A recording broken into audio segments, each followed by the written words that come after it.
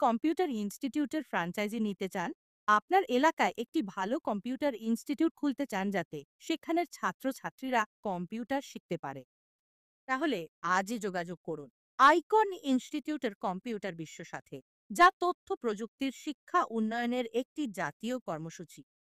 স্বায়ত্তশাসিত প্রতিষ্ঠান যা ভারতের কর্পোরেট বিষয়ক মন্ত্রণালয় এবং ভারত সরকারের অধীনে নিবন্ধিত এবং একটি ISO 9001-1015 সার্টিফাইড অর্গানাইজেশন।